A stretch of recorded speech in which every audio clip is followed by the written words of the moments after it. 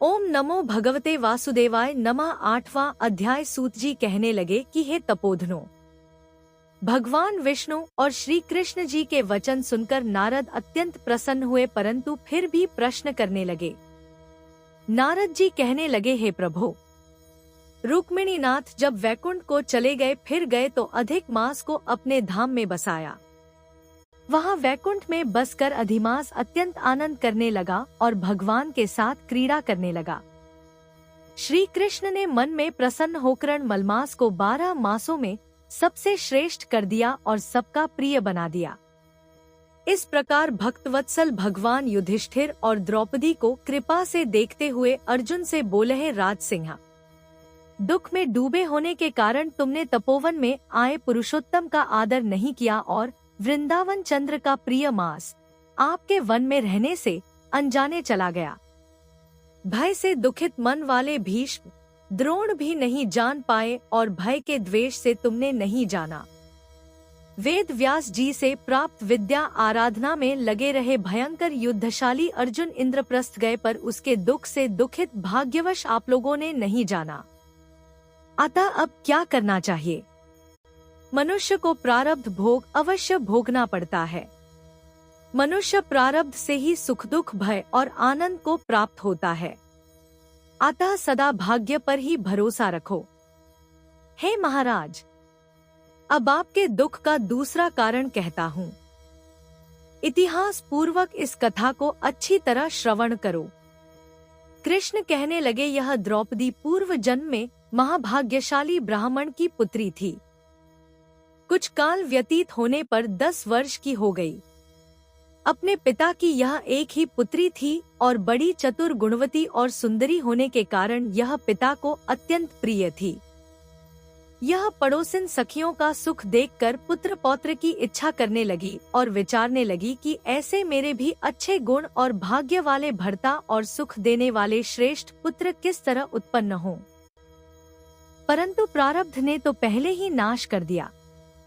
क्या करूं? क्या किसी मुनि के पास जाऊं या किसी तीर्थ में जाकर वहां पर रहूं? मेरा भाग्य कैसा सो गया है कि कोई भर्ता मेरी इच्छा नहीं करता है। बड़े आश्चर्य की बात है कि मेरे भाग्य से मेरा पंडित पिता भी मूढ़ हो गया है। विवाह काम प्राप्त होने पर भी मेरे जैसे मेरी जोड़ी के वर को मुझे नहीं सौंपता। मालिक के दुख की पीड़ा तथा कुमारी में स्वामी का सुख जैसा मेरी सखियां जानती हैं, मैं नहीं जानती। ऐसे आकुल तथा व्याकुल वाले मनोरथ की चिंता से मेरी भाग्यवती माता पहले कैसे मर गई। शोक और मोह की तरंगों से पीड़ित कन्या का पिता यह मेधावी ऋषिराज भी पृथ्वी में विचरने लगा, पर कन्यादान निमित्त जोड़ी का वर ढूंढने पर नहीं मिलने से अपने मनोरथ में निराश हो गया। पुत्रों के और उसके अपने दुर्भाग्य से टूटा संकल्प का पिंजरा होने से उसको महादारुण तीव्र ज्वर हो गया। तब वह ऋषिराज शरीर में अतिशूल होने के कारण व्याकुल हो गया और श्वास पर श्वास से युक्त होकर लौटता गिरता घर आकर गिर पड़ा, जैसे मदिरपान करने से मूर्छा का प्राप्त हो जाता है, और अपनी पुत्री का स्मरण किया। जब तक पुत्री भय से व्याकुल होकर अपने पिता के पास आई, तब तक वह मरने के सदृश हो गया। दैवयोग से अकस्मात कांपता हुआ और कन्यादान के प्रसंग से उठे हुए महोत्सव से रहित और पूर्वकाल के लिए गृहस्थी धर्मों से रहित होकर संसार की वासना को छोड़कर हरि में मन को लगाता वह मेधावी ऋषिराज श्रीहरि पुरुषोत्तम को याद करने लगा। हे श्री कृष्ण, हे गोविंद, हे हरे, हे मुरारे, हे राधेश, हे दामोदर, हे दीनानाथ, हे ऋषिकेश, आपको नमस्कार करता हूँ। आप मेरी इस संसार रूपी समुद्र से रक्षा करिए। इस प्रकार मुनि के वचन सुनकर बहुत जल्दी भगवान के पार्षद मरे हुए मुनि की जीवात्मा को लेकर भगवान के वैकुंठ धाम को चले गए और वह पुत्री पिता का मरण सुनकर हाय हाय कर रोती और पिता की देह को गोद में लेकर विलाप करने लगी। अत्यंत दुखी होकर दारुण विलाप करती हुई मानो उसका पिता जीवित हो। अत्यंत व्याकुल होकर कहने लगी, हाय पिता, हाय पिता, मुझको किसके सहारे छोड़कर विष्णु लोक को चले गए? हे तात, अब मैं बिना पिता के किसके पास रहूंगी? न मेरे भाई है और न कोई कुटुंबी। मेरी तपस्विनी माता भी नहीं है जो मेरे भोजन तथा वस्त्रों की चिंता करती। जीने से अब क्या काम है।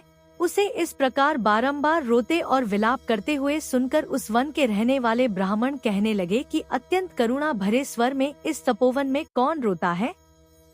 फिर तपस्वी मेधावी ऋषि की पुत्री का रोना निश्चय करके वहां पहुँचे और वहां पुत्री की गोद में मरे हुए मुनि को देखकर वन के सब रहने वाले भी रोने लगे और पुत्री की गोद से मुर्दे को लेकर श्मशान घाट में ले जाकर अंत्येष्टि विधि से चारों तरफ काष्ठ लगाकर जला दिया और कन्या को समझाकर सब अपने अपने घरों को चले गए और कन्या ने धैर्य धारण कर यथाशक्ति खर्च करके अपने पिता की और्ध्वदैहिक क्रिया की।